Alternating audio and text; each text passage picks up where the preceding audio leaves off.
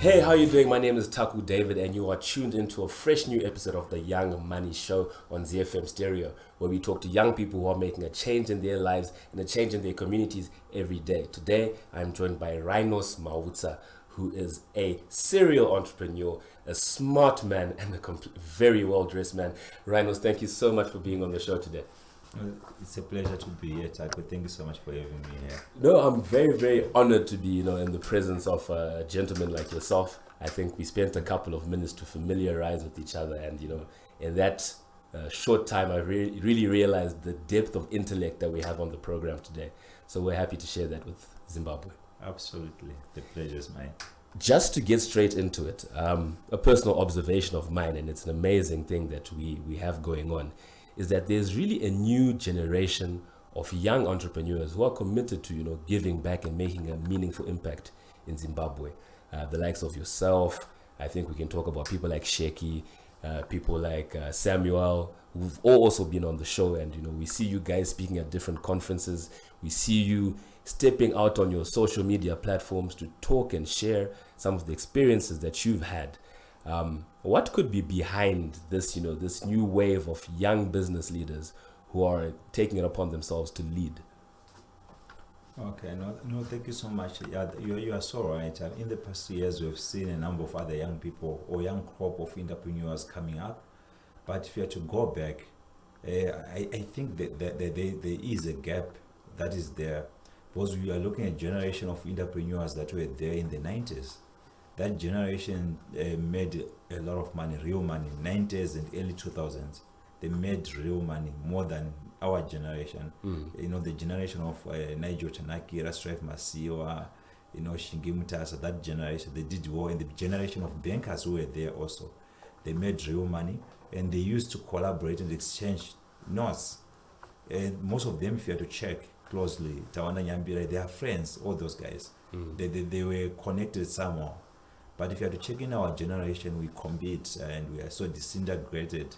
But I'm so happy that maybe over the past year or so, we have seen a lot of young people coming up together, teaming up together, going as a force maybe to Zambia to say, you are in Zambia, how can I also set up in Zambia?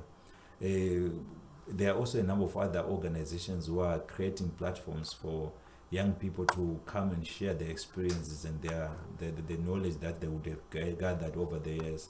So it is such platforms now that we are also meeting, and we also exchange notes and team up together so that at least we can go far. Because we are appreciating and understand that together as a team in the right ecosystem, we'll definitely go far. Wow, that's great to hear. And Rinos, I know a lot of people know you from social media. A lot of people have either seen you speaking or they've heard about you in the news. Tell us, really, who is Rinos? What are you actually into? What we see you a serial entrepreneur, but share with us, who's Rinos? What does Rinos do? Okay, no, thank you, Tapo. I do quite a number of things, but maybe in a nutshell, I'm an entrepreneur, and I'm involved in different sectors. I'm in construction. I'm in energy sector. Recently, I get into hospitality, and I think we were having a chat earlier on when I mentioned that in the next 5 years, I'll be one of the largest players in the hospitality sector, even in construction. Also, construction not only in Zimbabwe, but even in the SADC region as well. I started my journey. I started with Contact Center Association of Zimbabwe, but I started at college. I started business when I was a student. I bought my first car when I was a student at MSU. Later on, whilst I was still a student, I was exporting some juices to Zambia. I had some tuck shops. So once I was a student, a college student, and fast forward, when I graduated, I set up my first formal entity. It's an association. We can't say it's a private company.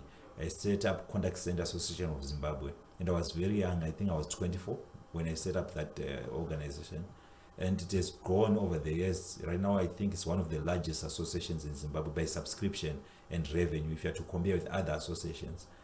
And it's not mine, because the association by law is not owned by anyone. We have an independent body.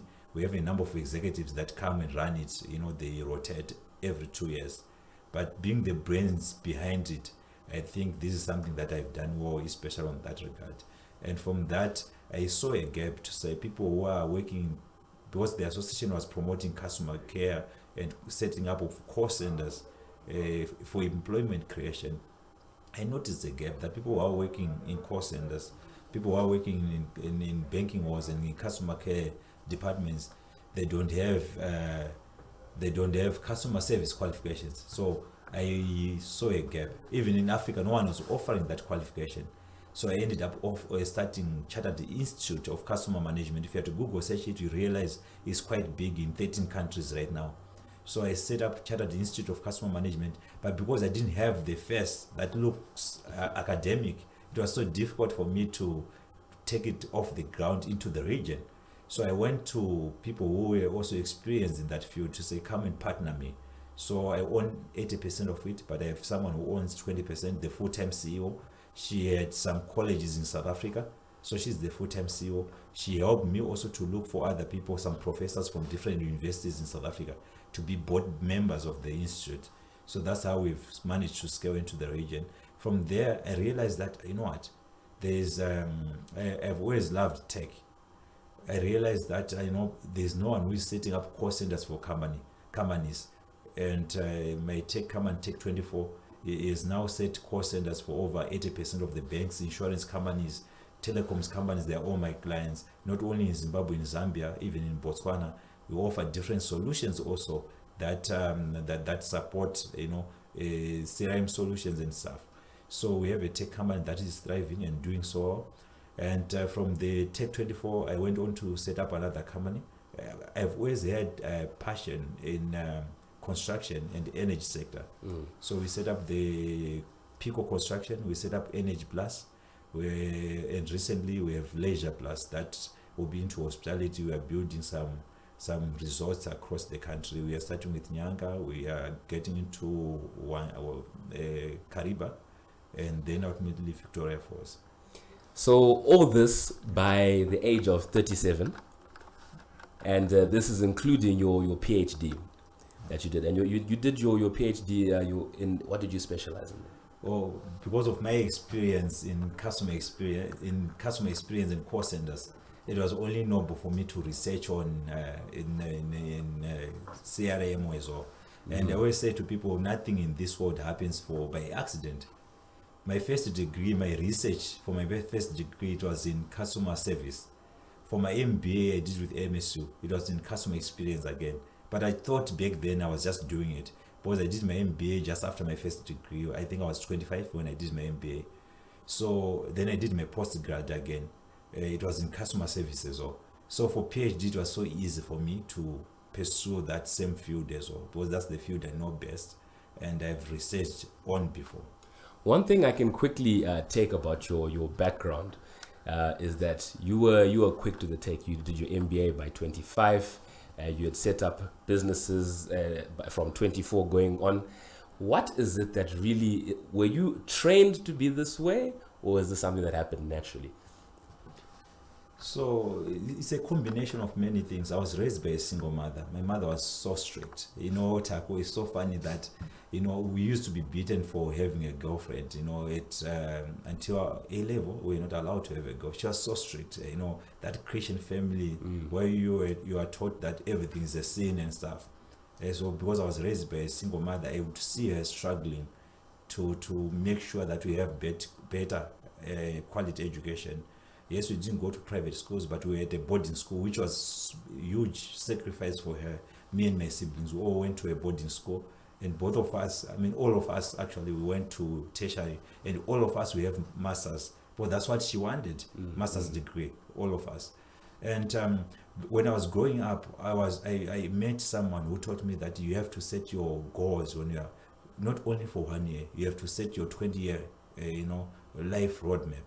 So every year when I'm starting the year, I set myself some spiritual goals, social goals, financial goals, personal development goals. But these goals for the year, they are feeding into the 20-year plan. So as part of my 20-year plan, I told myself that before I'm 40, actually I wanted to do my PhD before 30. But of course, life happened, a lot of other commitments happened. I got married, and I had a lot of challenges in terms of financial challenges, because I was doing many things at once. So I delayed to do my PhD. I registered with UJ at some point.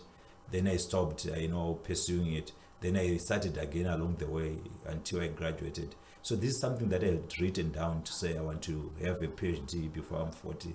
I want to have, even the companies that I'm launching right now, I registered my energy company when I was under 30, over 8 years ago. I registered our construction company in 2014 before I even planned to start it. I registered our tourism company, that our leisure plus company, in 2012, but I'm now starting it now. So these are the things that I'd put on the dashboard to say in 20 years I have to do. Then I track, I go register, and I shelve. So I start ticking now and pursuing those things. So that's how I operate, and it has really helped me to progress.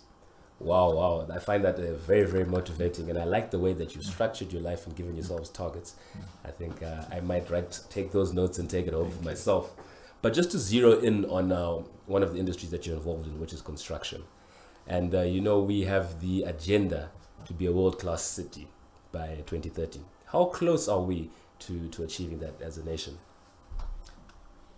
Yeah, Taco, I do believe we can leapfrog and get closer to it.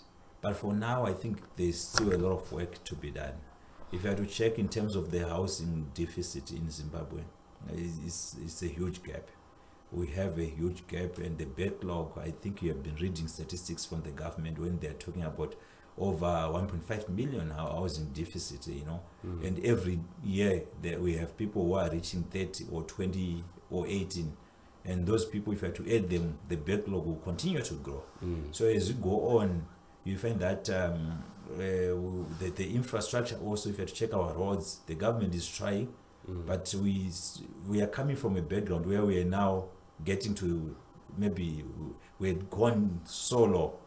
So the efforts, it will seem like they're not doing anything, but yes, they are trying. But the gap is still so huge in terms of the infrastructure deficit, the gap, the housing deficit, and other things. Also, we have many companies that have been making a lot of money. If you have to check them right now, they don't have offices of their own. Why? Because it was just the norm back then that you go to old mutual buildings, you go to the pension fund buildings. But of late, we have seen private companies also building their offices. So that those complexes, they also edify to the development of the country, to the infrastructure development of the country. So I'm sure we can leapfrog if things stabilizes, and but there's still a lot to be done right now. And there's young people who are looking to get into the construction space, but of course that's a very high capital type of industry. So how can young people get financing for larger scale or any construction projects to speak of if they wanted to enter that space? Okay, so financing, I think it's a topical issue when it comes to young people in business, but I do believe money and capital, they follow good ideas. So yes, you might be having an idea, but if it is exceptionally good, you always get money. But construction is generic, yeah? So it's not a new idea. It's not the best of the ideas. So I think you have to start from somewhere. When you start from somewhere, then you have the proven concepts that you can prove to say, what, this is what I've done. Then it's easy for you to scale. But for us, like I've always wanted to be in construction and property development. But if I had to check, it took me many years for me to get there. I was patient, and I was willing to sacrifice and to go through the process for me to get where I am right now. And I started with the things that can give me money back then without a lot of capex, requirement, So once I established those things, I gathered enough money for me to invest in the company. And after investing now, it's easy because we now have a track record. Even the money that is going through our bank accounts, the number of employees, we have over 100 employees, at the construction side alone.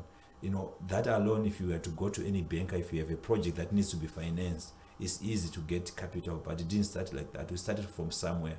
But the challenge, many times you want to just go and say, I want to borrow money to buy some equipment and stuff. It doesn't work like that.